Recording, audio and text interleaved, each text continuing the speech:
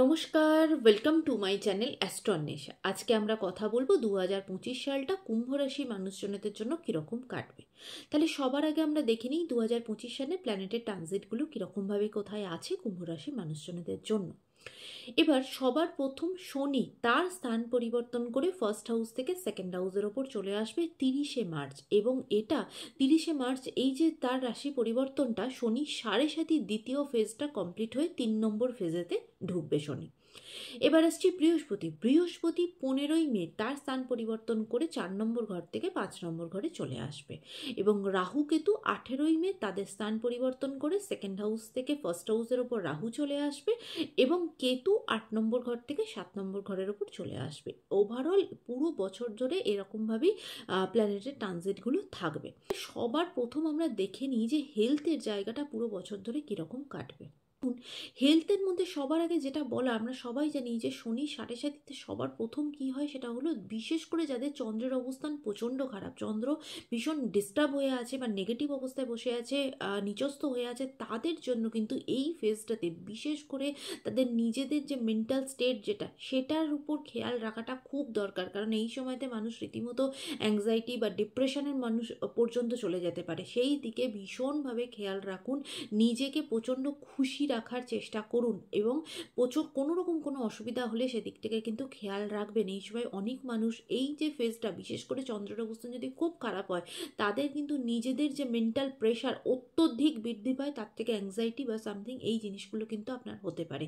সেই দিকে কিন্তু খেয়াল রাখবেন। বিশেষ করে মার্চ, এপ্রিল, মে এই 3টে মাস কিন্তু নিজের হেলথের জায়গাতে খুব বেশি কেয়ারফুল থাকতে হবে। এবার চলে আসি ম্যারেজ লাইফের জায়গাটা পুরো বছর ধরে কীরকম কাটবে। দেখুন, ম্যারেজ লাইফের জায়গাটা কিন্তু পুরো বছর ধরেই খুব একটা ভালো কাটবে না। তার একটাই কারণ, অলরেডি এখন তো শনি ফার্স্ট হাউসের ওপর বসে আছে, এবং সেখান থেকে পুরোপুরি তার 7 নম্বর ঘরকে, যেটা ম্যারেজের হাউস, সেখানটাকে দৃষ্টি দিচ্ছে।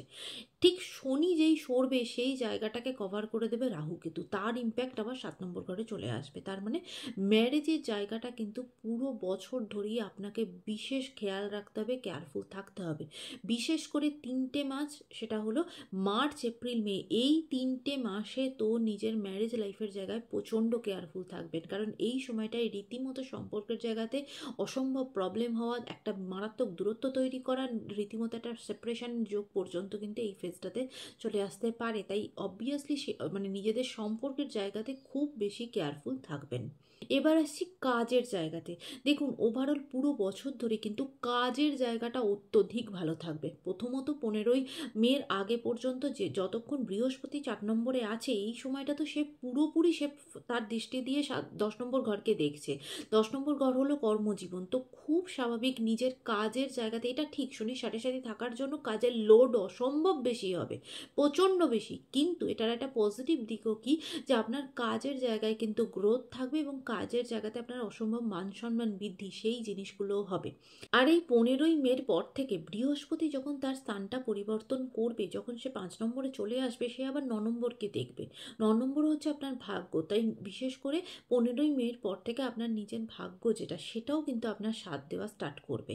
আর বৃহস্পতির এই যে পজিশনটা, বৃহস্পতি যতদিন ফোর্থ হাউসের ওপর আছে 15ই মের আগে, আপনার কিন্তু নিজের কোনো গাড়ি, বাড়ি, ফ্ল্যাট, এই সমস্ত কিছু কিন্তু কেনার বা সেটা একটা ফাইনালাইজ হওয়ার কিন্তু চিন্তাভাবনা, বা এই জায়গাগুলো, এই পজিটিভ জিনিসগুলো কিন্তু আপনার সাথে হতে পারে।